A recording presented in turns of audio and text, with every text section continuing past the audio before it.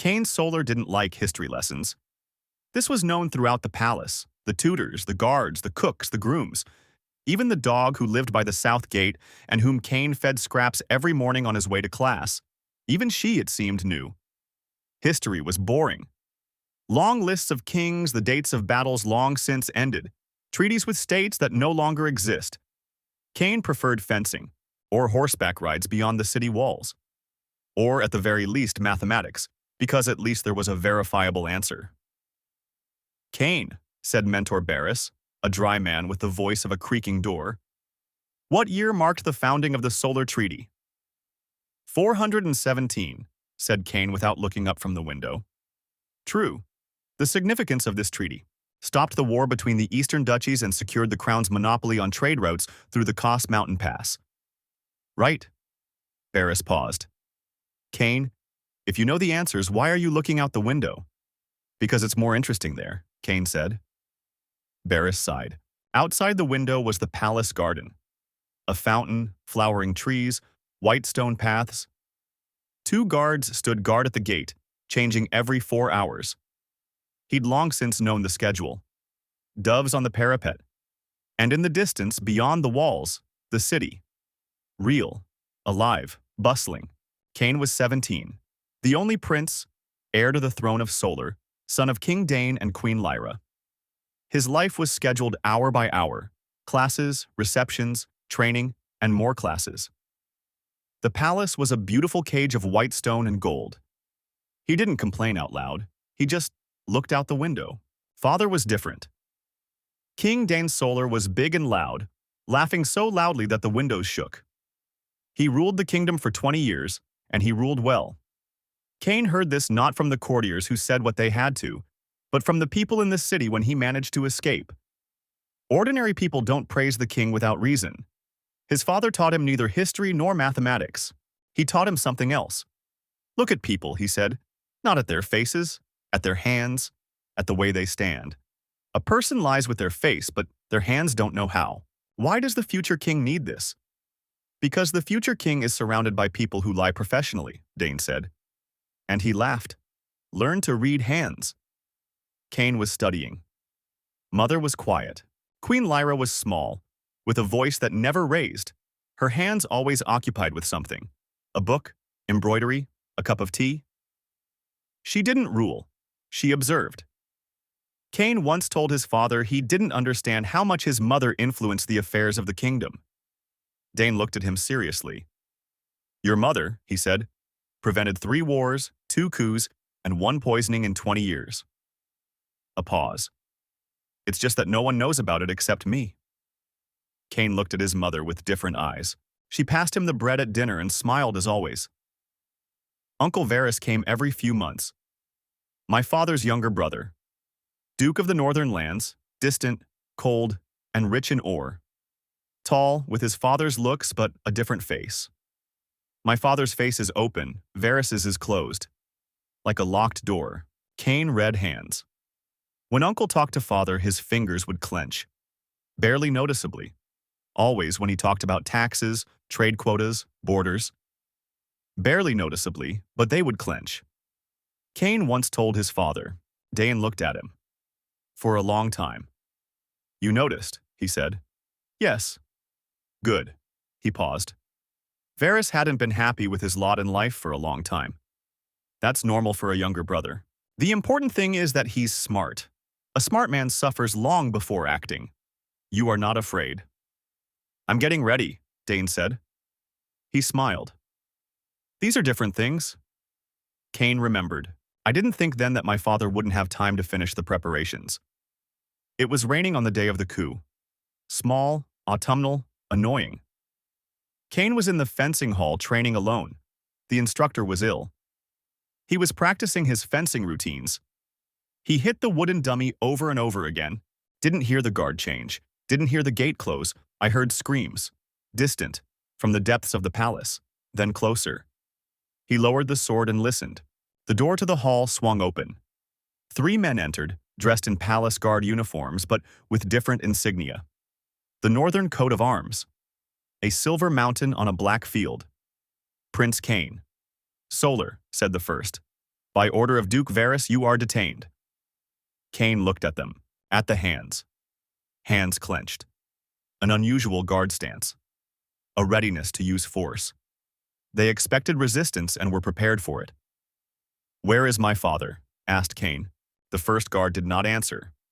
Cain raised his sword. 3 attacked at the same time. He fought well. 7 years of fencing, 3 years of hand-to-hand combat with the kingdom's finest instructors. He was fast, technically precise, and knew how to read his opponent's movements. 3 against 1 is a lot. One was knocked down by a blow from the hilt, and he crashed into the wall. The second parried and pushed him back. The third came up behind him, knocked the sword away, and grabbed his hands.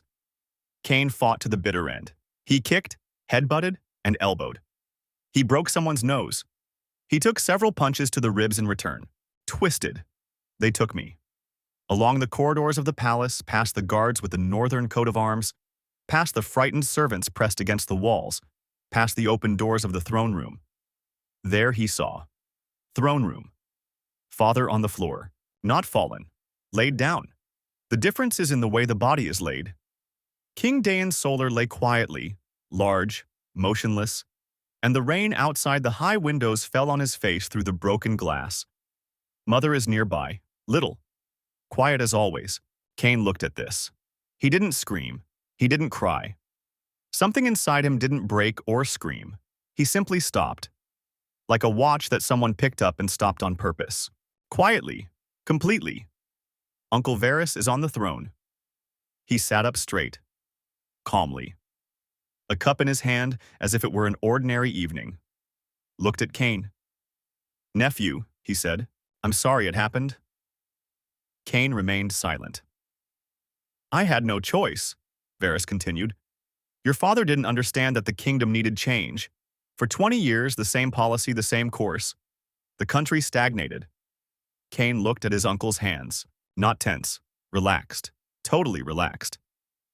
Varys wasn't lying, he truly believed what he said. That was worse than a lie. "What will you do to me?" said Cain. Varys was silent. "You're a prince, the rightful heir. As long as you live, people will have a flag to rally around." Pause. "Killing you publicly will create a martyr. Keeping you imprisoned will create a symbol. Rise from the throne, move closer. So, neither one nor the other." "Then what?" "You'll disappear," Varys said. "Just disappear. People will think you ran away, or that you left on your own, or that you got scared." A pause. "In a year, they'll forget about you. Where will I disappear to?" Varys looked at him. Something in his gaze wasn't malicious. It was businesslike. That was the most terrifying thing. "The ghoul pit," he said. "North, in the old mines. No one comes out alive. No bodies left." Pause. "No one will know." Cain looked at his father on the floor. Then he looked at his uncle. "You'll regret it," he said quietly. Varys didn't answer. He nodded to the guard. Cain was led further. The journey took 3 days. Tied up in a closed wagon, without food, and given barely any water a day, Cain sat in the darkness and thought. Not about grief, but about what to do next. "I thought methodically, as my father taught me. The first thing is to survive. Without that, everything else is meaningless. Second, understand the situation. Third, get out. The fourth is the rest." On the 3rd day, the cart stopped. They pulled him out. It was cold outside, the smell of iron and old earth. He'd seen the old mines once with his father from the road. Abandoned, deep, from the days when the rock yielded something other than stone. There were 4 guards. They walked a short distance to a hole in the ground. It was huge, dark, and unguarded.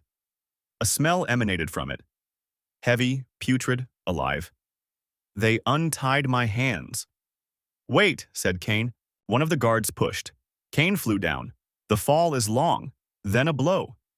The earthen floor, soft with something. He didn't want to think about it. He rolled, broke his fall, and stood up. The darkness was almost complete. From somewhere above, a narrow column of gray light, distant. The hole through which they had thrown him. Looked around. The eyes adjusted slowly. The walls are stone, wet. The ceiling is high. The space is large, the mining chamber is wide. And the smell. The same as above, but closer, denser. Then the sound. Movement in the dark. Several sources. From all sides. Kane stood with his back to the wall. The first ghoul emerged from the darkness on the left. He'd seen a picture of ghouls once in a bestiary book. He thought the picture was exaggerating. The drawing was understated. The size of a large dog, it stands on all fours, but its joints are twisted and irregular, its movements jerky. Its skin is gray, like dried mud. Its eyes are white without pupils. Its mouth is disproportionately large and open, with several rows of teeth. Kane kicked. Got hit. The ghoul flew back and hit the wall. Got up. The second one from the other side. The third one. Kane struck, retreated, struck again. No weapons, just arms, legs, elbows. He had the technique, but there were many ghouls. They didn't tire. They didn't feel pain like living beings. The first bite on the left forearm. Bit through. Kane didn't stop. He hit the biter in the head once, twice, 3 times until he went limp. Second bite on the shoulder. Deeper. There was pain. Sharp. Pure. He worked through it. I thought about my father on the floor of the throne room. He hit harder. Time in the pit lost its shape. He didn't know how long the fight lasted. It seemed a long time. He later counted the bodies of 11 ghouls. He killed 8. 3 with his bare hands, 5 with stones from the floor, and once with his teeth when a ghoul had him pinned down and there was no other way out. I grabbed the last one by the throat with my teeth. I held him there and didn't let go until he quieted down. Fell. I was lying down. There were many bites. Forearm, shoulder, side, leg, blood everywhere. The pain from all sides merged into one, no longer sharp but dull and all-encompassing. I won't give up, he said out loud. Nobody answered. The darkness is quiet. Dead ghouls are all around. He tried to get up. He couldn't. He tried again. He rose up on his hands, then on his knee. Fell again. Varys, he thought. This was the last thing I thought before dark. First warmth. Not from the outside, but from the inside. It spread slowly and evenly throughout my body, starting from the center of my chest. Like when you drink hot tea in the cold and feel the warmth radiating downwards. Kane opened his eyes. A gray light from above, the same column from the hole. Morning. So he spent the night here, so he survived. Sat down. Slowly. Every movement expected pain. There was no pain. He looked down at his left forearm. There was a deep bite there, almost to the bone. He remembered it clearly. The forearm is intact. The skin is new, pink, like it is after a burn heals. But it's whole. There's no wound. There's a scar, pale, barely noticeable, but the wound is closed. He checked his shoulder, his side, his leg. All wounds are closed. Kane sat in a dark pit among the dead ghouls and looked at his hands. Thought. Then, methodically, as my father had taught me, I began checking myself completely. All my fingers were moving normally. My ribs were intact, and I was breathing without pain. My head was a little sore, but clear. Got up. The legs held. Walked through the hole. It was large, about 20 meters wide, irregular in shape. Several tunnels led into the walls, old mine shafts. He couldn't see the end of 3 of them. One was blocked. 11 dead ghouls. He looked at them without disgust, but later he would understand that disgust had disappeared somewhere in the night, amid the pain and blood and necessity. It had disappeared and never returned in its former form. Some old bones on one of the ghouls, human bones, with some clothing left over. I found a rusty but still usable knife. I found a strip of leather from a belt that could be used as a lanyard. Inventory.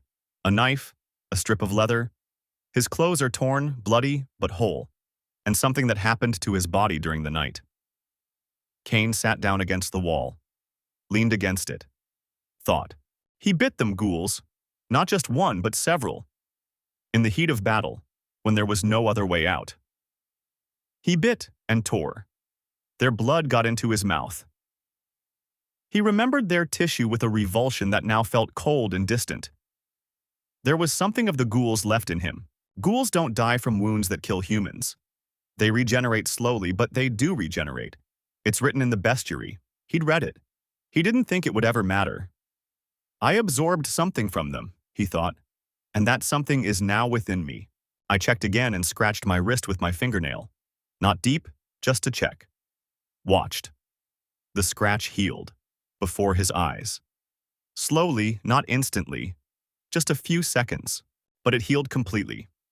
Kane looked at this, then he nodded.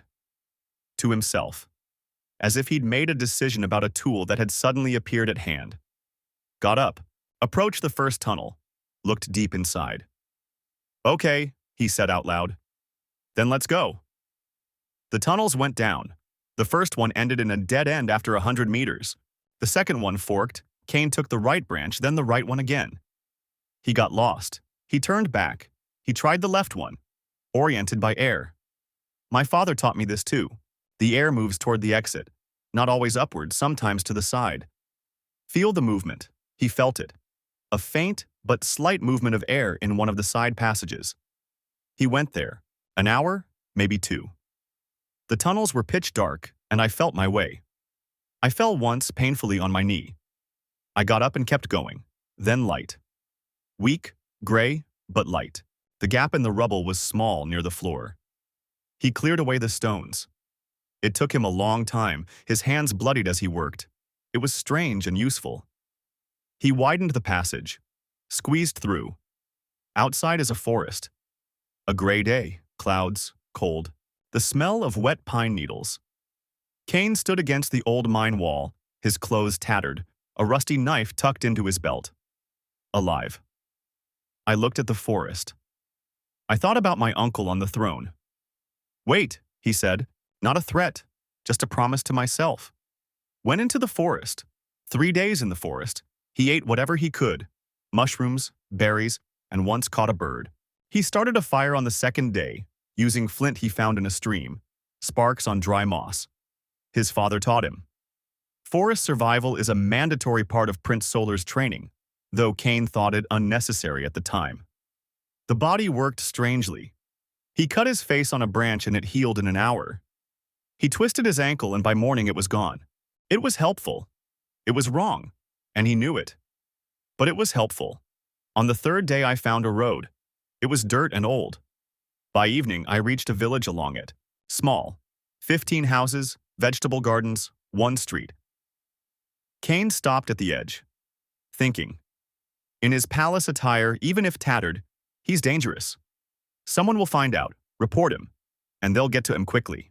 Varys won't let that possibility go unchecked. Need different clothes, need food, need information. I went into the village. I found a house where a light was on in the window. I knocked. An elderly man opened the door, a peasant with large hands and a suspicious look. Traveler, lost. I ask for lodging and food, I will pay with work. The man looked, at the clothes, at the face. What happened to your clothes? Fell into a ravine. It took a long time to get out. Long pause. Go, said the man. Your wife will feed you. You can chop wood by the barn tomorrow.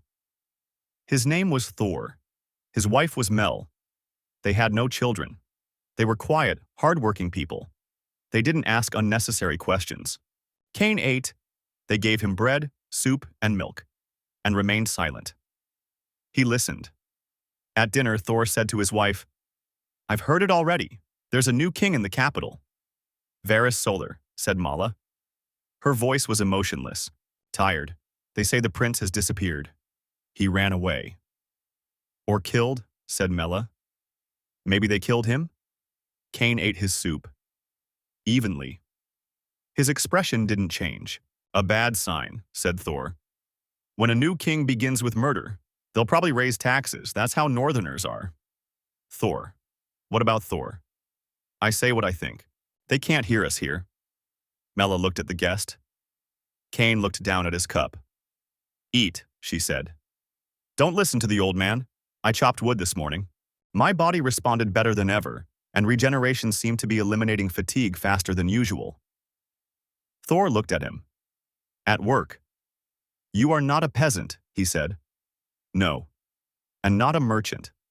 No, Not the kind of hands for a peasant, but not the soft calluses of a fencing hand either. Cain stopped and looked at the old man.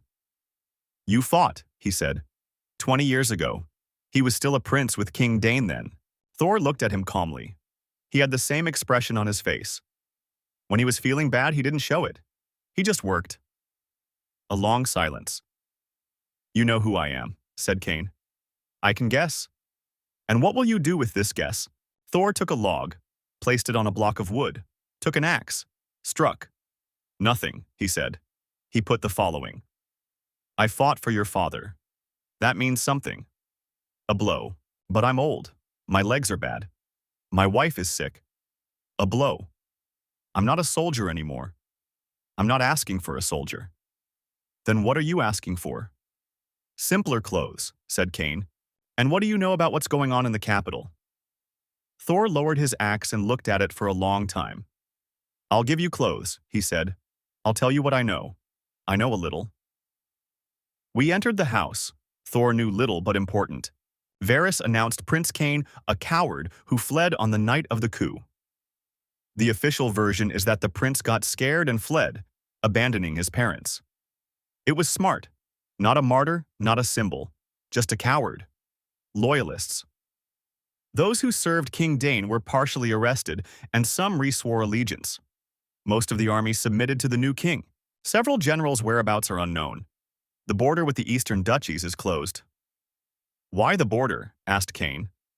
They say they're catching fugitives, said Thor. Those who don't want to be under Varys. Or so that help doesn't come. Maybe so, Cain thought. Loyalists. Generals who left. People who fought for their father. First, find them, then the rest. Where did the generals go? He asked. I don't know. Thor paused. But there's one person who might know. A merchant. He travels between cities. He knows everything and everyone. He frequents Carsol, a town 2 days' drive east of here. How to find it? Name's Paris. Red-haired, lame in his left leg. He usually hangs out at the tavern by the market. Cain stood up. Thank you. Wait. Thor went into the room. He returned with some clothes, simple peasant clothes, and a few other things. A small knife, good quality, not rusty. And a few coins. No need, said Cain. Money 20 years ago when I was wounded and couldn't work. Just like that, without being asked. Pause. I remember. Cain took it. He stopped at the door. Thor. If anyone asks, I wasn't here. Who was there? Said Thor. I'm old. I don't remember faces well. Cain came out. 2 days on the road. Cain walked. He was another prince, dressed in peasant clothes and carrying a simple knife. No courtly manners. He knew how. His father sometimes took him into town unguarded, teaching him to be unnoticed.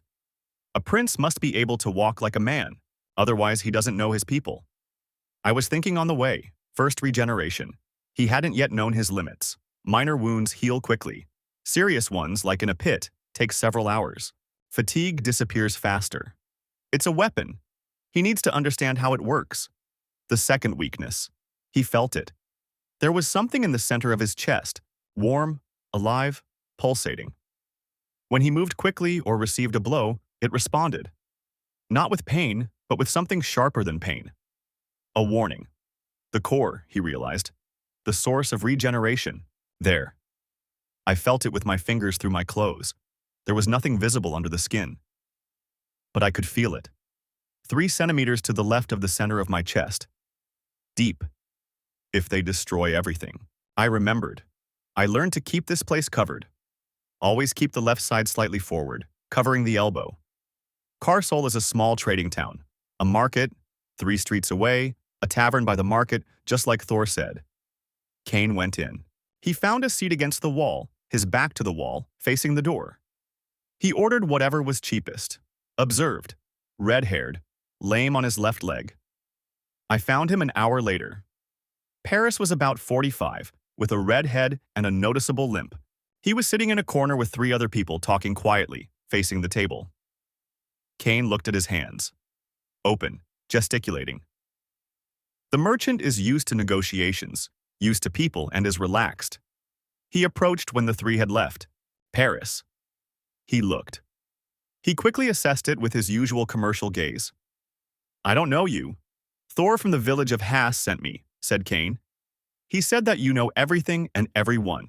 Thor is saying too much, but he didn't leave. Sit down. Sat down. I need loyalists, said Kane. General Sova's men. Paris froze. Hands on the table, a second's pause. These are serious words for a stranger. Serious circumstances. General Sova's name is not spoken aloud, Paris said quietly. They are looking for him. I know. That's why I'm asking you and not the guards. A long silence. Paris looked at him. Intently. Differently than before. Your eyes, he said slowly, are just like someone I saw. Only younger. Much younger. Paris. Yes. If you say what you think out loud, it's bad for both of us, Kane said. The merchant nodded. Slowly. The Eastern Road, he said. 3 days. The village of Corn. No, not a village. The place where the village used to be. There's an abandoned mill by the river. Pause. Knock 3 times? Pause. Twice? What's there? I don't know, Paris said. Kane looked at his hands. The hands did not clench. Is it true? Thank you, said Kane, got up and headed for the exit. Boy, Paris said behind me. Quiet. Kane stopped. Your father was a good king. Pause. Make it matter. Kane didn't turn around. Came out. There is a cold wind outside. Autumn. 3 days to the east. He walked. His right hand clutched the knife through his clothes. Not out of fear. From intention. 3 days have passed. The site of Corn's village was overgrown, with the foundations of houses and an old well without a wheel. It had been burned long ago, and the grass was already tall between the stones. Kane walked among the remains of houses, thinking there were many such places in the country. They existed before Varys, and they will exist under Varys if nothing changes. The mill stood by the river, abandoned, the wheel stopped turning, the millstones long silent. But the roof was intact, the walls strong. Someone had done it on purpose, 3 times. Pause. Twice. Silence. Then a sound from inside. Movement. The door opened 10 centimeters. Eyes appeared in the crack. Then a low voice. Who sent it? Paris of Carsol. Paris doesn't know this place. He knows a mill by the river where the village used to be. Pause. Knock 3 times. Pause. Twice. Silence. Long. The door opened wider. Behind her is a woman, about 30 years old with short dark hair and a sword at her belt, her gaze measuring distance and weight. She holds a crossbow. She's looking at Kane. Come in, she said. You can see your hands. He entered with his hands raised. It was dark inside the mill, and there were only a few people. Kane counted 7. They were all different, some in old army uniforms, some in civilian clothes. They were all looking at him. In the far corner, near a table with a map, stands a man, an elderly man about 60, broad-shouldered, gray-haired, his face scarred. An owl. Kane had seen him once at a military parade with his father at his side. General Eris, nicknamed Owl. Got up, looked at Kane. A boy, he said. Alive. Alive, said Kane. The owl approached. He stopped a meter away. He looked at the face. A ghoul pit, he said. No question. Yes.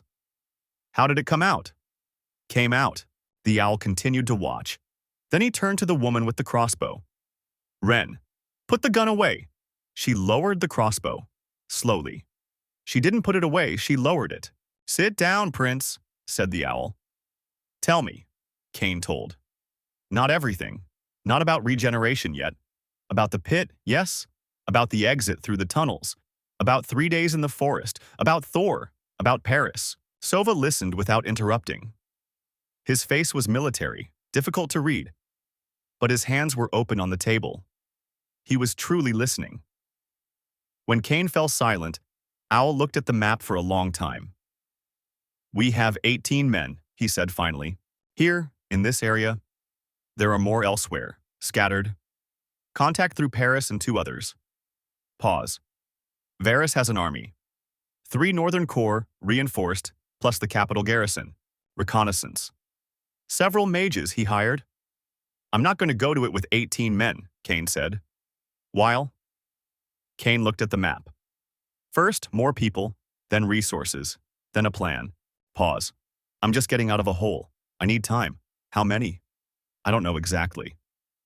Prince, said the owl, we don't have unlimited time. Varys is getting stronger. Every month is more difficult. I know. So let's start now. Cain looked at him. I need a teacher. You have one. A battle mage. The owl turned around. Ren, the woman with the crossbow, stepped forward. A battle mage, said Owl. The best I have. Ren looked at Cain, appraisingly. Do you have mana? She asked. I don't know, Cain said honestly. What do you mean you don't know? So something happened, and I want to understand what. Ren looked at Owl, then back at Cain. Show me your hand. He stretched it out. She took it. She ran her fingers from her wrist to her shoulder. She stopped. She frowned. She ran them again. Let go. I don't know what this is, she said slowly. But this isn't ordinary mana. Pause. This is alive. I know, said Cain. What happened to you in the pit? Cain looked at Owl, at Ren, at the others in the room. I killed 11 ghouls, he said, some with my teeth. Silence in the mill. Ren didn't blink.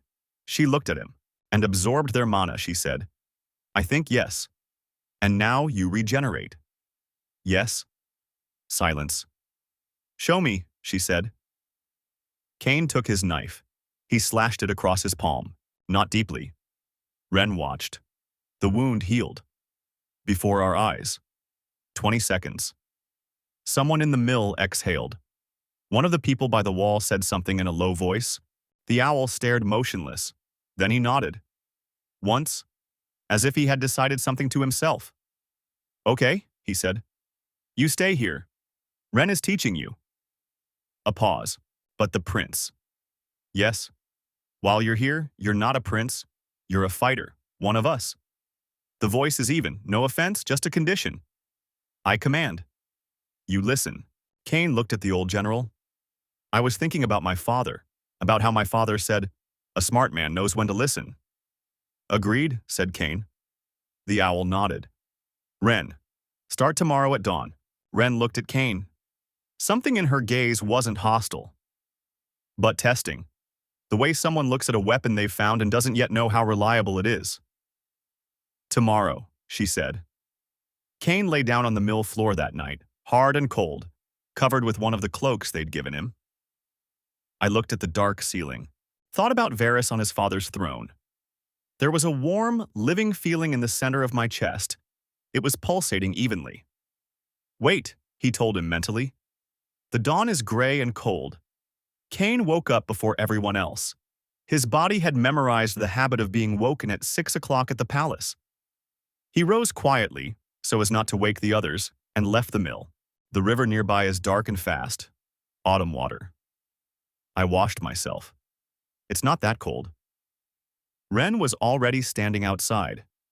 She leaned against an old tree by the water. She looked at the river, a crossbow on her back, a sword on her belt. Cain. I thought she probably always had a gun with her, even when she slept. Got up early, she said without turning around. Habit, palace, yes. She turned around. She looked at him without greeting, without introduction. Before we begin, she said. Question. Ask. You want to study because you want the throne, or because you want to kill your uncle, Cain thought. Not for long, but he thought. Neither, he said. Then what? I want no more villages like Corn, he said. Burned. Abandoned. With grass between the stones. Ren looked at him. Beautiful answer? Honest? Handsome and honest are not the same thing. I know, said Cain, but this time, both. A long pause. The river roared, Ren said. Without warmth, simply accepting the answer. Then let's begin. The first thing she did was ask him to cut himself again. Why? He asked. I'm observing the process, Ren said. I want to understand the speed, the depth, what you feel inside. Cain slashed his wrist. Deeper than yesterday. The blood flowed quickly. Ren watched carefully and leaned closer. What are you feeling now? Describe it. Warm, said Cain. From the center to the wound. Like water in a riverbed. The rate of heat transfer is constant or increasing. It's growing. It starts slowly, then gets faster. That is, Ren said slowly. If the wound closes for 20 seconds, the first 10 are almost nothing, the last 10 are active. Yes, the wound closed. Ren straightened up. This is a problem. Why? Because 20 seconds is a very long time in combat, she said. A man with a sword kills in one. Pause. We need to speed up the process. She looked at him. You know how to manipulate mana? No. You feel the core? Yes. This is the beginning of control, Ren said. Close your eyes. Feel the core. I found it easily. It had always been there. Warm, alive, in the center of my chest to the left. Found it. Now pull it away from it. Not towards the wound, just up, along the arm, towards my arm. Cain tried. Nothing. Once again. Not by force. Imagine the core as a water source. You don't pump water, you just open a valve. He tried a different approach. Don't delay, let it happen. Something moved. Weakly. Barely. Ren exhaled. I felt it, she said. What? Your mana. Cold. Heavy, like the ground in frost. She let go of his hand, opened her eyes, looked at him. This is the nature of ghouls. Mana. Ghouls are creatures of death. Their mana isn't hot like that of fiery creatures. It's cold. Pause. This means it will work differently on offense than regular combat mana. How exactly? We'll find out, Ren said. For now, you're learning to channel. That's the first and most important thing. Without it, everything else is useless. Classes were held every day. In the morning with Ren. Mana, control, understanding one's nature. She wasn't a gentle mentor. She set a task, explained it once, and waited for a result. If it didn't work, she explained it again, using different words. If it still didn't work, she silently made a note in the small book she always carried, Owl during the day. The general taught something different. Not magic, but tactics, strategy, and reading the situation. They sat over maps, and Sova told them where Varys was, what he was doing, where he was directing his troops. The northern corps are concentrated near the capital, Sova said, for now. But that's temporary. Varys doesn't trust the eastern lords and will begin pressuring them in a month, maybe 2. Then some of the corps will retreat east. This is a chance, Cain said. Small. Sova traced the area on the map with his finger. But there's a chance. If we have enough men by then and a position here, we can block the mountain road and cut off supplies. How many people are needed? For the highway, 300. We have 27 now. Sova looked at him. Count for yourself. In the evening, physical training. One of Sova's men, a silent man named Broll, a former army sergeant, drove Cain every evening until he was completely exhausted. Why to the point of exhaustion? Cain asked one day after class, lying on the ground. I want to see how quickly you recover, Broll said, and get used to it. Pause. Because if I see you fall and get up in battle, I don't want to waste time panicking. Reasonable. Cain stood up. Again. Ren started something else in the 3rd week.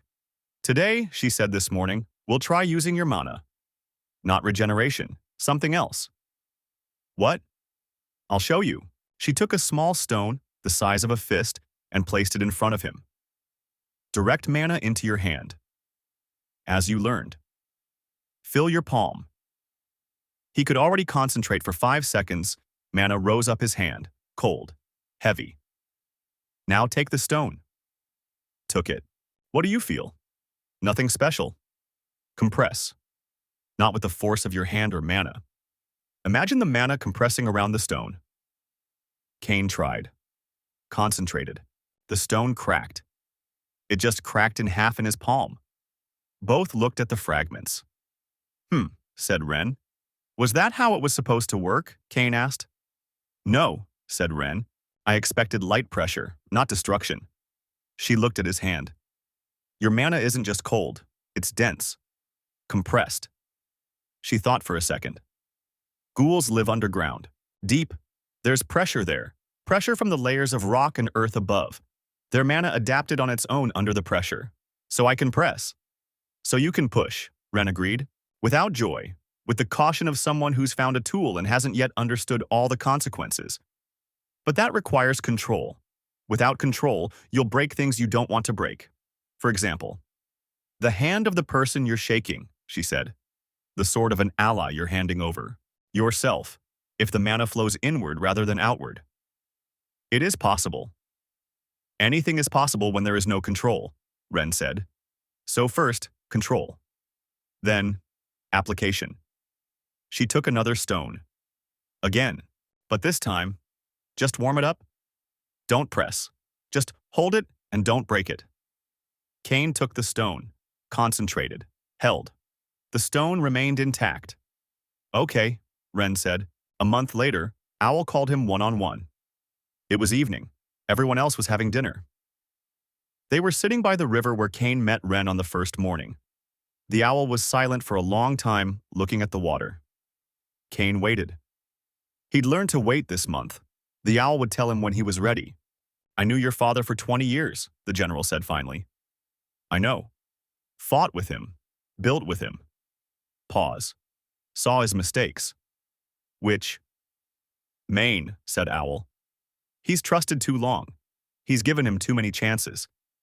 He looked at Cain. Varys has been getting 6 years of chances to change. Your father saw his brother's dissatisfaction. He knew it. He gave him opportunities, land, income, influence. He thought he'd satisfy him. Pause. Some people aren't satisfied with opportunities. They need everything. Cain listened. I'm telling you this because you're like your father, Owl continued. The same composure, the same way of thinking. Pause. And because I don't want you to make the same mistake when the time comes. Do you think I'm going to give my uncle a chance? I think that when you become strong, you'll be tempted to be magnanimous. The owl spoke evenly, without judgment. Magnanimity is a good quality for a peaceful king, bad for a man who hasn't yet finished a war. I'm not going to forgive Varys. Not now. Sova looked at him. In a year, when you have power and an army, we'll see. The authorities change their priorities. Cain thought about it. Have you raised this issue with your father? He asked. Yes. What did he answer? Not with Varys, because Varys planned ahead. Because Varys had been planning this from the very beginning. Sova turned to him. I know this for a fact. The documents are part of them. They were given to me by people who worked in the Northern administration and left at the right time. Varys had been plotting the coup for 7 years. 7 years. Cain sat with this. Everything he did was built for this, Sova continued. The army, the connections, the finances, the magicians. 7 years of methodical work. Pause. Your father gave him chances, and he used those chances to build better. You're telling me that Varys has an advantage not only in resources but in preparation. Yes. The owl rose. That's why we can't afford to do what your father did. Wait. Give things chances. Hope it will resolve itself. He looked down at him. We need a plan. A specific one. With dates and goals. Not because we're in a hurry, because every day without a plan works against him. When will we start making a plan? When you're ready, said the owl. I'm ready. No? Owl said simply. Not yet. He looked at him without malice. But soon. Went to the mill. Cain remained by the river. 7 years. I thought about how all this time, while my father was ruling the kingdom, while Cain was bored in history lessons, while Varys came home with his face covered and his fingers clenched, something was being built, slowly, patiently, methodically. Cain had been in the ghoul pit 3 days ago, but in his sense of time, a month had actually passed.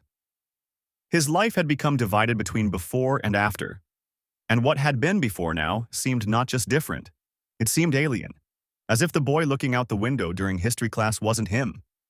Maybe it's not him. Brawl once said, "Show me regeneration in combat." What does it mean in battle? So I'm attacking you. For real. Brawl looked at him without apology. I want to see how you hold up when you get hit for real. You might kill me by accident. Brawl agreed. So first tell me what's definitely killing you. Kane paused. It was a question he'd been asking himself. He'd been checking it out gradually, carefully, without fanaticism. The core, he said. Center of the chest, 3 centimeters to the left. Deep penetration, sword, arrow. If the core is destroyed, everything, nothing more. I don't know. I haven't checked it seriously. Okay, said Brawl. I'm not touching the core. The rest is fair game. Agreed. Brawl attacked without warning. Right from the last word, without pause. That's what 20 years in the army means. Kane managed to dodge the first blow, but didn't manage the second. The hilt of the wooden sword caught him in the ribs, crunching, pain. Fell to one knee. Got up. Brawl watched. How much? He asked. What is how much? Ribs. Broken or cracked. A crack, Kane said. 1 or 2. How long? Already better. Brawl attacked again. They fought for an hour. By the end, Kane had suffered what he claimed was a broken nose, 3 cracked ribs that healed in the process, a deep cut on his forearm, and a blow to the head that knocked him out for about 5 seconds. Lost consciousness for 5 seconds. Came to on the ground. Brawl stood over him. Interesting, he said. What's interesting? You blacked out from a blow to the head. But 5 seconds later, you're already up. Pause. A normal person would get up for 5 minutes at best. He helped you get up. Your head is regenerating too, apparently. Brawl said thoughtfully. Your only weak point is your core. The rest is just a waste of time. Temporary is the key word. 5 seconds of unconsciousness in a real fight is death. Brawl agreed. But that's better than 5 minutes. He picked up a wooden sword from the ground. So we're working on keeping the head out of direct blows. We're working, Kane said. The nose no longer hurt. Kane felt it. It was smooth and whole. Brawl looked at this silently for a second. It's hard to get used to, he said. To me or to regeneration. Because you can be beaten as much as you want, Brawl said without offense. That changes tactics. How? A typical fighter works to preserve himself and destroy his opponent, Brawl said. You can only work to destroy your opponent. Spend the minimum amount of energy on yourself. Pause. It's a terrible tactic if used correctly. Kane thought about it. But the core, he said. Yes. The core changes everything. One good hit and a terrible tactic becomes suicidal. Brawl looked at him.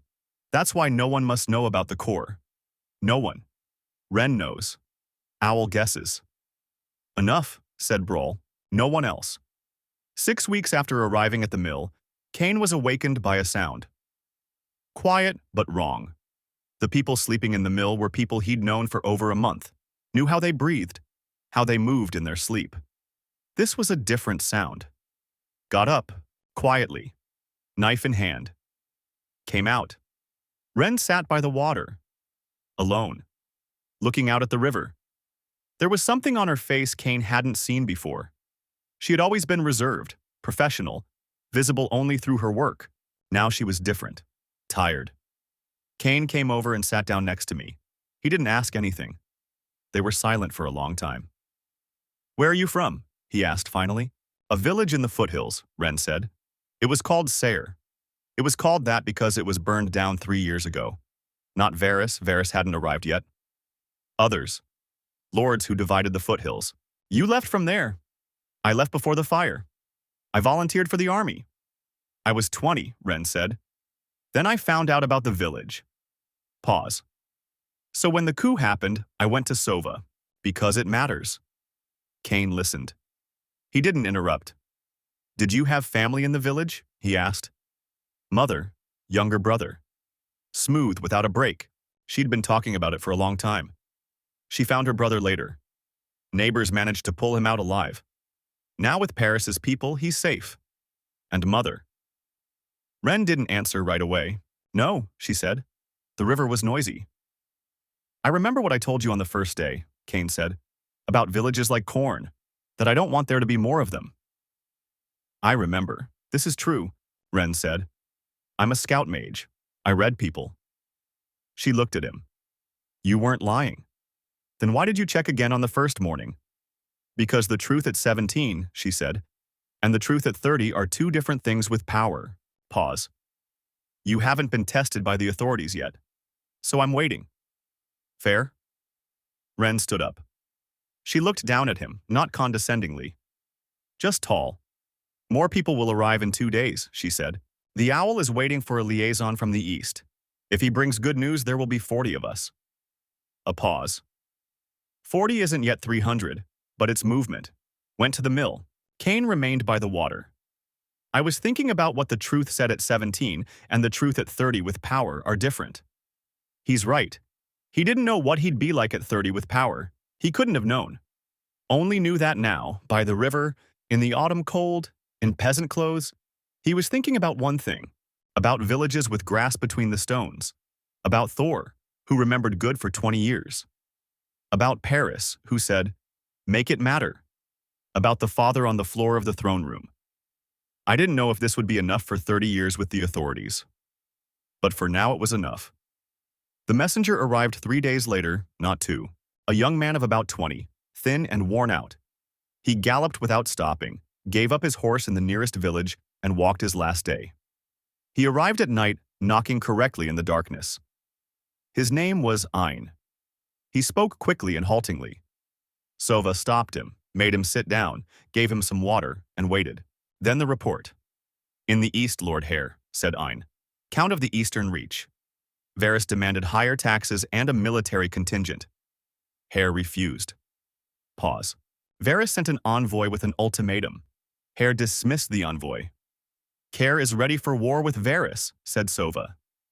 Hare is ready, Ein confirmed. But he won't go alone. He needs a flag, a legal one, under which to gather.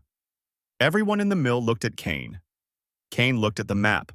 The Eastern Reach, bordered by mountains, a strong position, rich lands. Hare is an old lord, clever, cautious. If he's ready to move, then Varys made a mistake. He pushed too hard, too quickly. How many troops does Hare have? Kane asked. About 2,000, Ein said, plus another 1,000 trained militia. The Eastern Reach is a border region. They've always maintained a strong defense there. When will Varys move his troops against Care? Asked Sova. The messenger said until winter. So 2 months at most. So, said Owl, we need to get to Hare before the troops of Varys arrive. There are 27 of us, said Broll. Varys has blocked the roads to the east. Patrols are coming through the mountain road. Not through the highway, Kane said. Everyone looked at him. Through the old mine routes, he said. They're not blocked off, there aren't many of them, and most are considered uninhabited. Pause. I know these routes. I use them to exit the pit. You can't get 27 people through the mines without being seen, Broll said. Yes, said Kane. If not all at once. In groups of 3 or 4, on different days. He looked at Sova. Your decision, General, the owl thought. He looked at the map for a long time. How long does it take you to go through the mines and make sure the path is safe? He asked. 3 days. Who's with you? Ren? And Ein? He knows the eastern side. The owl nodded. Leave tomorrow at dawn. Ren didn't argue with the decision. She simply silently packed her gear, compactly, without unnecessary clutter. Ein was nervous, but didn't complain. A young man heading into the old mines for the first time had reason to be nervous. Kane was leading. I found the first tunnel by memory and instinct. The smell of old earth and metal was familiar now. We entered with torches, quietly, in a column. Ren followed. Ein brought up the rear. How do you know where to go? Ren asked quietly after an hour's walk. I feel the air. My father taught me. Yes. A pause. Footsteps. The torch crackled. Tell me about him, Ren said. For what? It's a long road, she said simply. And I want to understand who he was. Not as a king, but as a man, Kane thought. He laughed too loudly for a king, he said finally. The courtiers winced. He didn't care. Pause. He knew how to be silent when necessary, and he knew how to speak bluntly when necessary. Pause. He took me into the city without guards. I didn't understand why then. Now I understand. So that you can see how people live. Yes? Good, King. Yes, said Cain. Simple, no embellishments. And a bad brother, Ren said. Cain stopped and turned around. Ren looked at him straight. Not because he loved Varys less, she said. Because he couldn't see it in time. But you did. You read his hands, you said. You saw how Uncle clenched his fingers. And you told Father. Said. And the father didn't hear. He heard. He said he knows. He said he's getting ready. I didn't have time to prepare. No. Ren nodded, as if that were an important answer to an important question. Then you saw correctly, she said. From the very beginning. She moved on. Cain stood for a second. Then he followed. I hadn't thought about it that way before. I thought about the guilt of not stopping, of not warning her more forcefully, of running away instead. But Ren said something else. You saw it right. From the very beginning. It wasn't easier, but it was different. On the second day, they found it in the mines. These aren't human footprints. They're fresh, a few days old. Someone passed through these tunnels recently. There's the pressed-in damp moss. There's a chip in the wall from a torch. We stopped, Ayn asked quietly. Not military, said Cain. Military men marching in formation, footprints close together, one at a time. Traveler. Fugitives, Ren said. From Varys. Those who know about the mines. One person, or several, one at a time. Cain followed the trail. Carefully. Ren kept her hand on the hilt of her sword. The tracks led into a side tunnel where there was a small chamber, a natural one, with a higher ceiling. And there was a man in it. He was sleeping, pressed against the wall. Young, about 25. His clothes were neither peasant nor military, something in between. A knife was at his belt. Ren touched Cain on the shoulder. I'll look at the gesture first. She stepped forward. Quietly. She stopped above the sleeping man. The man woke up, instantly, like people who have lived in danger for a long time, not gradually, but all at once. A knife in his hand before he even opened his eyes. Quiet, Ren said. Let's not bother our own. What kind of friends? He said hoarsely. He looked warily. Those that aren't with Varys, she said. A long pause. He looked at her, at Cain, at Ayn. Who are you? He said. And you, Cain replied. The man paused. He slowly put the knife away. He didn't leave it in his hand completely, but simply lowered it. Sir, he said. A clerk in the Northern Administration, former. Pause. 3 weeks ago, I realized the notes I kept were being used to compile lists of people to be arrested. You kept lists for Varys, Ayn said. Not knowing why, said Sir. His voice wasn't apologetic. It was just a fact. When he realized it, he left. He took the copies. He patted his inside pocket. Here. What copies? Said Cain. Sir looked at him. There was something recognizable about his face. Unsure, but it was there. Documents, he said. About people Varys plans to arrest in the coming months. Loyalists, dissenters, merchants who finance the old army. A pause. About 100 names. 100 names of people who are planned to be arrested. Ren looked at Cain. Cain looked at Sarah. He read his hands. The clerk held the documents to his chest, not ostentatiously. His hand was simply there. A protective gesture. He truly held them as treasured possessions. You're coming with us, Cain said. Where are you going? To the east. To the people who can use these documents, Sir thought. Looked at him. You speak like a man who is used to giving orders, he said. I'm used to it. Who are you? Pause. Ren looked at Cain. Ayn too. They were silent. Cain thought. For over a month he was a fighter, one of us, not a prince. So said the owl. He said it right then, but that's another matter. Cain Solar, he said. Seer looked at him. For a long time. Then he stood up. Slowly, without fuss. Okay, he said.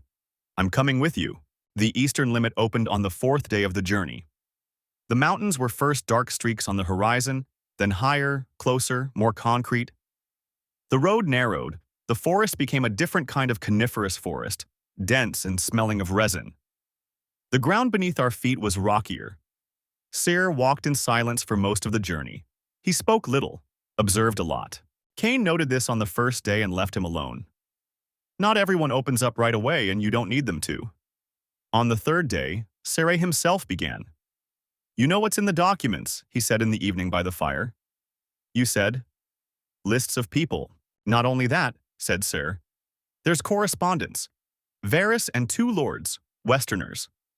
They supported the coup financially, with money and people." Pause. "This means that when you reclaim the throne, you will have names." Cain looked at the fire. "When I return the throne, you speak as if it was decided." "I speak as I think," said Ceres. "I've seen many people. A scribe is a position where you see everyone, but no one notices you." Pause. "Those who give up are different. You're not the same." Ren said nothing over the fire, but Cain saw her listening out of the corner of his eye. "The names of the Western lords," said Cain. "Give it to you when needed." Ser lay down and wrapped himself in his cloak. "Sleep. Tomorrow is yours." Hare's castle stood on a cliff above the river. Old, dark, with thick walls, built not for beauty but for war. The banner above the tower was blue with a golden eagle, an eastern eagle, a border symbol. It fluttered calmly, unfurled, unconcealed. Demonstratively. There were guards at the gate. They were numerous and attentive. Cain and his comrades were stopped 100 meters from the gate, not rudely, but professionally. Who and on what matter? "Messengers to Lord Hare," said Cain. "On personal business. Name not to be given here." The guard looked at him. At Ren. At Ain and Ser. "Wait." He left. He returned 10 minutes later with another man, an older man in a uniform without insignia, with intelligent eyes. "Advisor." Cain guessed it before he even opened his mouth. "Lord Hare receives few visitors at this time," the advisor said. "State the reason." "The reason," Cain said, "is that it is called once and in the right place." The advisor looked at him for a long time. "Your age?" 17. "Where did they come from?" "From the west, through the old mines." Something changed in the advisor's face. "Just barely." "Wait here." Care received them in the small hall, not in the throne room, but in the workroom. A table with maps, 2 guards by the wall, the Lord himself at the table. About 60 years old, robust, with a neatly trimmed beard. He looked at the newcomers calmly, appraisingly. Cain walked to the middle of the hall. He stopped. Care looked at him. At his face. "Your mother was fair-haired," he said. "Queen Lear." Pause. "You're like her. But you have your father's cheekbones. You knew them personally." "I knew," said Hare. "Your father came here 20 years ago. He was young, a little older than you are now. He came to see how people lived on the border." He grinned. "Unguarded, alone. I almost arrested him then, thinking he was a spy." Cain remained silent. Care stood up, came closer, looked into her face. "The ghoul pit," he said. "Rumors had spread. They said the prince was killed there. As you can see, no. As you see." Hare turned to the advisor at the door. "Creus, leave us." The advisor left. The guards remained. "Sit down," said Hare. "That's all." They sat down. Hare. He sat down opposite me. He put his hands on the table. Open, relaxed. "Speak," he said to Cain. "Why did you come? What do you want? What do you offer?" Straight to the point. No preamble. Cain appreciated it. "You've already refused Varys," said Cain. "So you're waiting for his troops. You can hold out alone for a long time. The Eastern Reach is a strong position, but not forever. Continue. I currently have 27 men and General Sova." Cain spoke evenly, without embellishment. Not an army, but the legitimate heir to the throne and an officer trusted by the army for 20 years. Pause. "You have 3,000 soldiers, a position, and resources. No flag." "And if I were your flag," said Hare, "what would you do with a flag without an army?" "Gather an army under the flag." Kane said. Those 100 names in Sarah's documents. The loyalists Varys plans to arrest in the coming months. Most of them are nobles, landowners, and officers. If they are warned before Varys gets there, they will choose their own side. Hare looked at him silently. You think quickly, he said. I think for a long time. How long were you in the pit? 3 days. And I sat there and thought about political strategy. I thought about survival first, Kane said. Then about strategy. There was nothing else to do, Hare laughed. Quietly, briefly. Your father said the same thing, simple and direct. He stopped laughing. Serious again. Good. I'll listen to the whole plan. We talked for 3 hours, Kane expounded. Hare listened, interrupting with precise questions, sometimes offering details Kane didn't know. Ren remained silent for the most part, but once, when they were discussing magical support, she intervened, saying that Varys had hired 4 battle mages and that this needed to be taken into account. Hare looked at her with interest. You are a magician. Yes. What rank? Ren said without boasting. Just a fact. You won't defeat the 4 mages of Varys alone. One is not. So we need more, said Hare. He turned to Kane. That's a problem. Mages aren't soldiers. They don't just follow a flag. I know, said Kane. I have an idea about that. But later. First the basics, Hare repeated. Good. The basis is this. He stood up and walked over to the map. He pointed. The mountain road. Varys will come here when he moves his troops east. There's one route, there's no other. The mountains. If we go here, he won't get through. We need at least 300 people, Kane said. I have 300. Keir looked at the map. But if we stop the Varys highway, he'll find out you're alive. He'll find out quickly, and he'll direct everything he has to the east. I know. This means that by that time you should have enough to take on the fight. Or enough that he couldn't afford to point everything east, Kane said. Hare looked up from the map.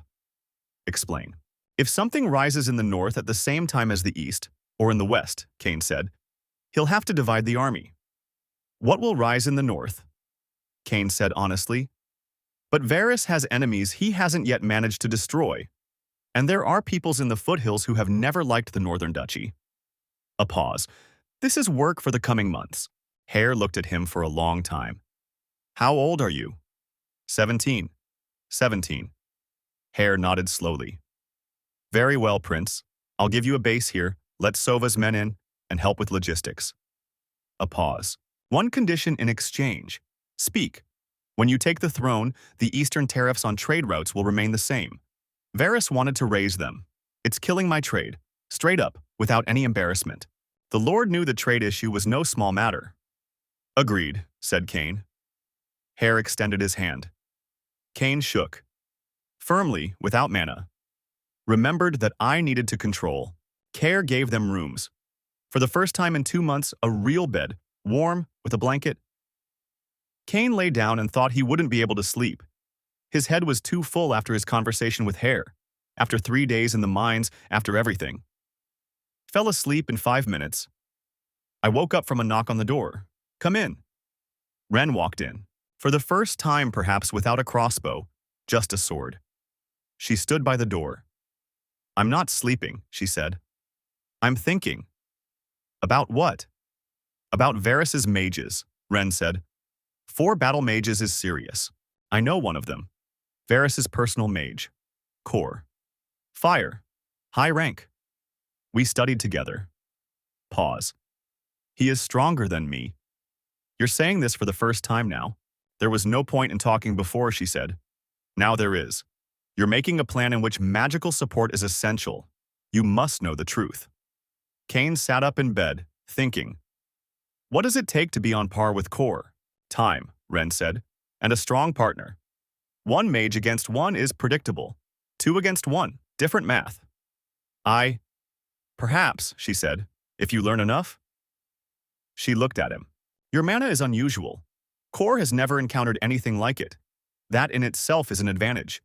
Unusual does not mean strong. Unusual means unpredictable, Ren said. In a mage fight, predictability kills faster than weakness. Silence. Somewhere in the castle, the wind is in the chimney. Ren, Kane said. Yes, you said you were waiting, checking if what I said about the villages was true. Pause. How much longer will you wait? Ren looked at him. Until the first time you have a choice, she said. Do something for yourself or for others. Pause. Then I'll see. And if I choose incorrectly, then I'll leave, she said simply. I won't betray you. I won't tell my enemies. I'll just leave. She paused. But I don't think you'll choose wrongly. Where? You gnawed at the ghouls in the pit to survive, Ren said. Not for the throne. You didn't know you'd survive then. You just didn't give up. Pause. People who don't give up for themselves don't give up for others either. She left, closed the door quietly. Kane lay in the darkness. He thought about what she'd said, about an unknown number of months ahead, an unknown number of battles, Kor with his fiery mana, Varys on the throne, 100 names in Sarah's documents, and dozens of other things he didn't and couldn't know in advance. Nearby is Ren, awaiting verification. Sova, with his experience and straightforwardness. Ser, with his documents. Brawl, who beats you senseless. Hare, who remembers his father as a young man, and somewhere around 27 people at the old mill, waiting for the signal. Closed his eyes. Ser found him at dawn in the castle courtyard. Kane was training. Without a partner, just movements, routines, what Brawl had learned in a month. His body demanded the work, and without it, his thoughts became heavier. Ser sat down on a stone near the wall and watched. When Kane stopped, he said, I want to understand one thing. Ask. Varys, he's your uncle. You're going to kill him. Yes, without hesitation. Without, Ser looked at him. Where do you get such confidence? He asked. You're young. Most young people think they'll falter at the crucial moment. Or they think they won't falter and then are surprised. Kane took the flask and took a sip. I saw my father on the throne room floor, he said, and my mother beside me. Pause. Then I spent the night in the ghoul pit. Pause. After that, to tremble before Varys. No. Ser nodded. Slowly. I asked this question because there is something else in the documents, he said. Something besides lists and correspondence. He took a folded sheet of paper from his inside pocket. He held it. He handed it over. Kane took it and unfolded it. Read. For a long time. It was a treaty, dated 7 years ago, as the owl had said. Varys and 2 Western lords, names, seals, money, troops, obligations. But not only that. There was a separate clause at the end of the contract. Kane recognized the handwriting as Varys's. His uncle had sometimes written to him as a child, rarely on holidays. Neat, even handwriting. Kane clause. If the operation is successful, Kane's heir solar is being eliminated. The method is at the discretion of the perpetrators. No bodies are to be left behind. The method is at the discretion of the performers. The ghoul pit was a discretionary method. Ghouls don't leave bodies behind. Kane folded the sheet and returned it to Sarah. Date, he said. 7 years ago, Sarah said. So you were part of the plan from the very beginning. Not as an accidental problem, as a planned elimination. I know. And nothing, said Kane. I already understood that. He took up the sword. He began moving again. We just have the document now. Sir looked at him. You're angry, he said. Yes, but you don't show it. Anger is fuel, said Kane. They don't show the fuel. They use it. Sir was silent. Did your father say that? No, said Kane. It was me. He continued training. His movements were precise and quick. The anger inside was quiet and cold. Like mana in the core. Smooth, controllable. Ser sat on a stone and watched. Then he stood up and walked into the castle. He stopped at the door. Kane. There's one thing in the documents that I didn't show you right away, because I wasn't sure how you'd react. Kane stopped and turned around. Ser looked straight at him. Among the Western lords who financed Varys is a name you recognize. Pause. General Rain. Commander of the southern forces under your father. Rain. Kane knew the name. His father had spoken of him as one of the finest military leaders. Reliable? Proven, with 20 years in the service of the crown. Where is he now? At the court of Varys, said Sir, the new chief military advisor. Silence in the yard. Thank you, said Cain. Sir nodded and left. Cain stood with a sword in his hand. I thought about Owl, who said your father trusted you for too long. About how he trusted Rain too. And Rain exploited that trust just as Varys exploited every opportunity. So it's not just Varys. It's more branched out, deeper. Started working again, faster than before. Beyond the castle wall are mountains. Gray, cold, constant. They stood here before all this and will stand here after. Somewhere there is a route that needs to be blocked. Somewhere further away is the capital with Varys on his father's throne. The owl arrived 4 days later. 27 people entered the care gates in groups of 3 and 4 at different times. The last group consisted of Sova himself, Brawl, and 5 others. Cain met at the gate. The owl looked at him. At the castle, at the care, banner above the tower. Agreed, he said. Agreed. For what? Duties on trade routes. The owl thought for a second. He nodded. Fair enough. Care always bargained fairly. He went to the gate, stopped. It was a long ride. We'll talk later. Brawl walked past Cain. He looked. He nodded. Not dead. No. Fine. He also went to the gate. In the evening, everyone gathered. Care's great hall at a long table. It's not a formal reception, but a working one. Maps, Sarah documents, candles. Care at the head, Sova opposite, the others to the sides. Cain between Owl and Wren. Sova spoke first. Patrols have been stepped up in the west, roads are being controlled, and several loyalists have already been arrested. The names in Sarah's documents match those captured, meaning Varys has already begun working through the list. Time is tighter than expected. How many of the 100 names have already been arrested? Cain asked. Sir leafed through the papers. 8 confirmed. I don't know the rest yet, so 92 can still be warned. Some of them, said Sova. Warning them doesn't mean they'll follow your flag. Everyone will be calculating the risk. One person thinks it's a risk, Hare said from the edge of the table. A group of people who are all in the same position thinks differently. Unite them before Varys will deal with each one individually. How to transmit messages? Asked Brawl. Through whom? Paris, Cain said. His network is the most vibrant right now, and he's already working with us. Paris is a merchant, not a courier. Traders travel everywhere and aren't stopped on the roads, Sarah said. I've worked with the Northern Administration and know how they organize patrols. Trade convoys aren't inspected if their documents are in order. That's a hole in the Varys system. Use the hole, Cain said. Sova looked at him. He listened as Cain spoke on equal terms with the Lord and the experienced general. He said nothing, only noted. Mages, said Wren. We need to talk about magicians separately. Speak, said Hare. Varys hired 4, Kor the eldest. I don't know exactly who the other 3 are, but if Kor is the eldest, then the others are weaker. Kor doesn't work with equals. Pause. The problem isn't defeating them. The problem is keeping them out of the fight. Distract. Or remove it beforehand, Wren said. Mages aren't immortal. They're vulnerable outside of combat, just like any human. You are proposing murder before the fight, said one of Sova's men, a young man with a displeased face. I suggest we don't wait for them to take us out, Wren said. Call it what you want. The young man fell silent. Hare looked at Wren with the same interest he had on the first day. Do you know where Kor lives in the capital? I know. It's useful knowledge, Hare said. Wren repeated. No pride, just a fact to remember. We separated late. Cain paused, looking at the map. Alone, the candles were burning low. He thought about routes, about time, about how much needed to be done and how few months there were.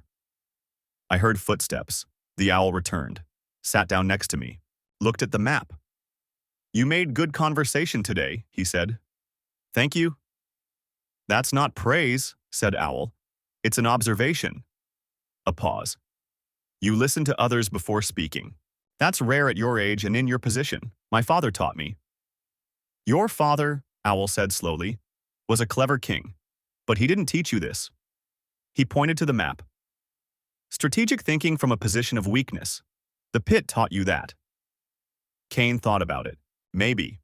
Exactly, said Owl. A man who has never been weak doesn't truly understand how the weak think.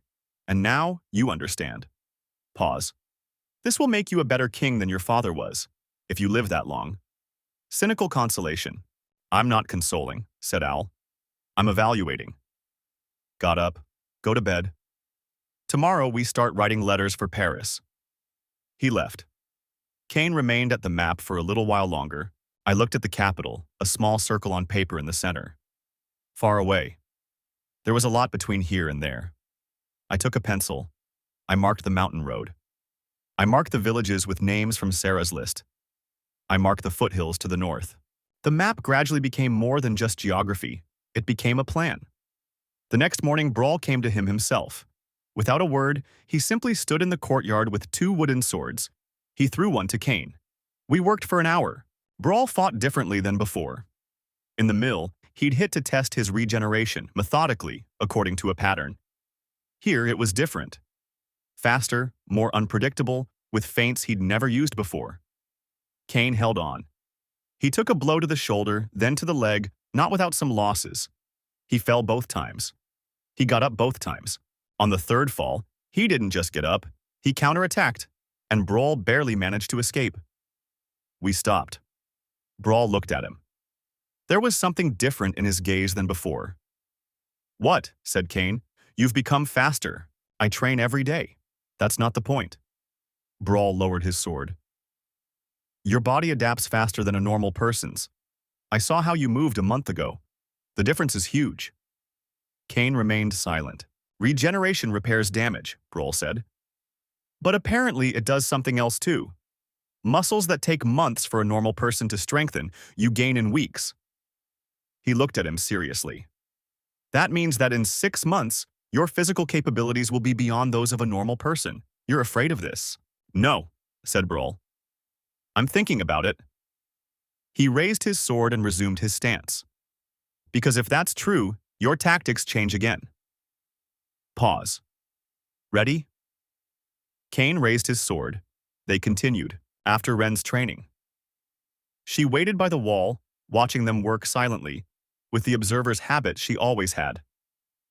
Brawl is right, she said when Brawl left. I heard. I feel your mana every time I'm around. Ren crossed her arms. It's growing, slowly but steadily. Pause. Ghoulskaya mana is powered by regeneration. It's not just healing, it's a cycle. You take damage, your mana works, and after each cycle, the core is a little stronger. This means that every time I get hit, I become stronger. Rough, but yes, Brawl will be glad to hear it. Brawl already understood, Ren said. Why do you think he beat you unconscious every night? She paused. He didn't know about mana cycles, but instinctively, I felt that the load was more beneficial for you than for the average person. You tell me this so that I don't relax. I'm telling you this so you understand the mechanics, Ren said, because there's a downside to this. Core. The core grows with mana, she said. The stronger you become, the larger the core. The larger the core, the easier it is for someone who can sense mana to find it. Cain stood with it. That is, the stronger I become, the more dangerous my weakness becomes. Yes. How to hide it? Ren said. Core camouflage is a complex technique. Not many people know how to do it. But you need to. She paused. We'll start tonight. She went to the castle doors and stopped. Cain. One more thing. Yes. Core can sense other people's cores. This is his specialty, besides fire. His voice is even and informative. That's why you learn quickly. Sers wrote letters for 3 days. It wasn't he who came up with it. They were sitting together, Cain and Sir, and Cain spoke and Sers wrote down. Then they edited. Then they edited again. Letters aren't appeals. They're not pretty words about royal blood and a legitimate heir. Cain realized this on the second day, when the first draft seemed too much like a manifesto. Nobody is going to fight for the manifesto, he said. What are they going for? Asked Sir. For something specific. For what they'll lose if they don't go and what they'll gain if they do. Pause. To each their own. Cyr looked at him. You want to write 92 different letters? No. I want to write 7 or 8 categories. Landowner is one. Military officer is another. Merchant is a third. Cain took the sheet. Varys did something to them or is going to do something to them. A letter about exactly what he does to them. And about what will change. You know what will change. I know I won't change what's been working, Cain said. The duties are as agreed with Hare. Land rights will remain intact. Military service will be according to my father's old rules. A pause. It's not much. But it's concrete, Cyr thought. Clever, he finally said. No flattery, but risky. If you write down specific promises, they become obligations. Then you won't be able to back down. I'm not going to back down. Not now. And in 5 years on the throne, when advisors say it's financially impossible to maintain the old tariffs. Then I'll look for another way out, said Cain. But I won't break my commitment. Cyr looked at him for a long time. Then he picked up a pen. Dictate. The letters were sent through Paris in 2 stages. The first convoy arrived a week after arriving at Hera Castle. The second 10 days later. Paris took everything without further questions, only saying that some of the recipients would have to avoid patrols in difficult areas. What time is it? Asked Cain. A month, maybe 6 weeks. Fine. I don't promise that everyone will read and respond. I know. There will be as many as there are in response. Paris looked at him. The same pause as in the Carsol Tavern. As if each time he was checking to see if he had changed. Each time he was convinced that he hadn't. There's one person I'll deliver it to personally, Paris said. Not on Sarah's list. But important. Who? Lord Thane. West Coast. He's not a loyalist, just independent. Never liked the old king or Varys. Did his job. Pause. But he has a fleet. Fleet. 20 ships.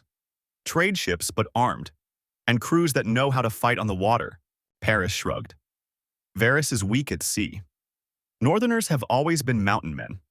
If Thane closes the western sea routes, Varys will lose half its trade income, Cain thought. What does Thane need? I don't know. We need to talk. I know him. He listens to those who come with action, not just words. Paris was putting letters away in the convoy box. You're good at speaking, frankly. That's exactly how it is with him. When can I talk to him? When he wants to listen to you, said Paris. These are different things. He closed the drawer. I'll tell you when. The convoy set off. Cain watched him walk away down the road, slowly, unremarkably, just a trading caravan. Inside, there are 92 letters that could change everything, or change nothing. Evening classes with Ren became different. Previously, it was mana management, direction, basic control. Now it's more subtle. The core, Ren said, that first evening. Focus on it. Concentrated. Now imagine it's smaller. Don't choke, just reduce the sensation, like turning down the heat in a lamp. Cain tried. Nothing. Again. Nothing again. More. On the 5th try, something changed, just barely, as if the core had become a little quieter. Physically quieter, no less. I felt it, Ren said. What? Your mana is weaker on the outside. She stood before him with her eyes closed, as if you were further away than you were. She opened them. Good. This is the beginning. How much is enough? Enough for the average person, not for core. He'll sense it. A pause. We need to go deeper, but this is a start. Worked every evening. In the 3rd week, Cain could maintain his camouflage as long as he wasn't actively thinking about it. As soon as he was distracted, the core would reappear in full force. Problem, he said. Ren agreed. In battle, you'll be thinking about battle. The disguise will wear off. How is this resolved? The camouflage must become the background. Like breathing, you don't think about it, it just is. Ren looked at him. This is months of work. We have less. I know, she said. That's why every day. Several times a day, not just in the evening. From that day on, Cain maintained a partial disguise constantly. During training with Brawl, at the map table, at night before bed, the first thing he checked when he woke up. Brawl once asked him what he does when he suddenly freezes for a few seconds in the middle of a conversation. I'm training, Cain said. It's obvious that it wasn't with a sword. Not with a sword. Brohl accepted this and asked no more questions. Not asking unnecessary questions was one of his best qualities. 3 weeks after the letters, the first response. Not through Paris personally. A man arrived, alone, on a tired horse. He gave his name at the gate. Lord Karras, landowner of the Central Strip. Sarah was number 14 on the list. Care received him in the small hall. Kane, too. Karras turned out to be about 45, thin, with nervous hands. His hands moved constantly.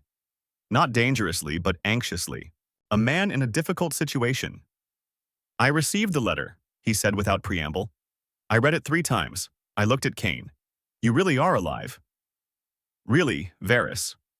He said that you abandoned your parents and ran away. Varys threw me into a ghoul pit, Kane said. Those are 2 different things. Karras looked at him. For a long time. I have 3 villages, he said. 400 families. If I join your flag and you lose, Varys will burn them. If you don't rise and Varys wins, he'll burn them later, Kane said. You're on his list. That means he doesn't trust you. Varys' mistrust ends in arrest. A pause. The only question is when. Karras looked at the table. What do you want from me? Not an army. You don't have an army. Kane spoke evenly. I want you to warn 3 neighbors from a list I'll name. In person, not by letter. You know them, but I don't. Pause. And I want your villages not to hinder the movement of our people through your lands. Just this. That's all for now, Karras thought. For a long time, his hands clenched, then unclenched. Okay, he said. I'll warn 3 neighbors. The roads are open. He stood up and bowed not to Hare, but to Kane. Came out. Hare watched the door close behind him. Then he looked at Kane. You could have asked for more, he said. He could, Kane agreed. Then he wouldn't have agreed. Pause. Karras will come again himself, when he sees we're not losing. Care smiled slowly. For the first time, it wasn't truly judgmental or professional. He simply smiled. Your father, he said, would be pleased. Kane didn't answer. I looked at the door through which Karras left.